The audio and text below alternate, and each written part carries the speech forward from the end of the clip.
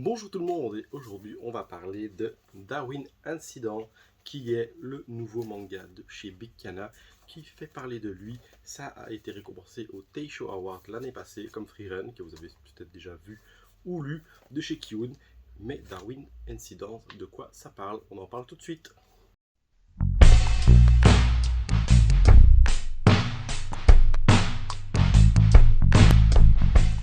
Darwin Incident, on parle donc du premier mi-homme, mi-chimpanzé.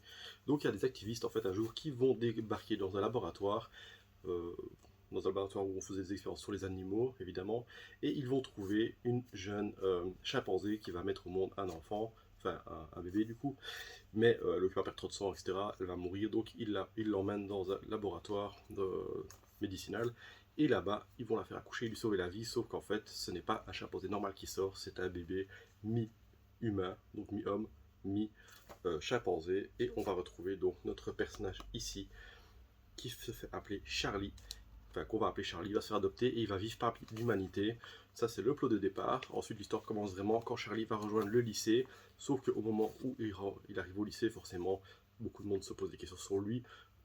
Toute l'histoire a fait grand bruit à l'époque, maintenant ça c'est un peu moins, mais pas de chance pour lui, les activistes à l'époque qui lui avaient sauvé la vie sont revenus, ou en tout cas un groupe qui s'est fait appeler comme eux sont revenus, et font un attentat terroriste contre un resto de bœuf, de viande, et revendiquent l'attaque, et en même temps ils décident de vouloir kidnapper Charlie pour s'en servir pour leur cause. Ça, c'est un peu le plot de base, etc. Maintenant, il y a plein d'autres mystères qui se mettent en place.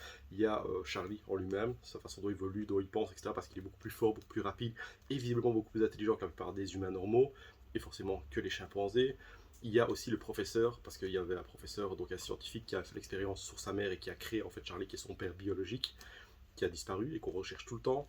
Donc il y a plein de questions, de mystères, etc. Et puis le dessin est vraiment très très cool. Je vous montre ça tout de suite.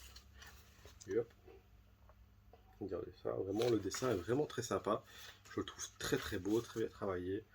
Et en même temps, c'est assez touchant de suivre Charlie. Charlie donc, qui doit évoluer dans un monde qui n'est pas vraiment fait pour lui, mais qui a envie de s'y intéresser. Parce qu'au final, on apprend vite dans le début de l'histoire que avant le lycée, il n'a vraiment jamais côtoyé d'humain, à part avec ses parents.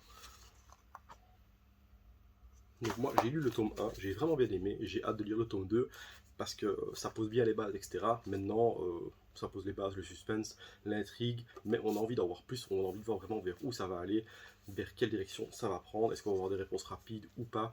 Charlie, qu'est-ce qu'il va faire, les activistes qui y sont, qu'est-ce qu'ils veulent vraiment.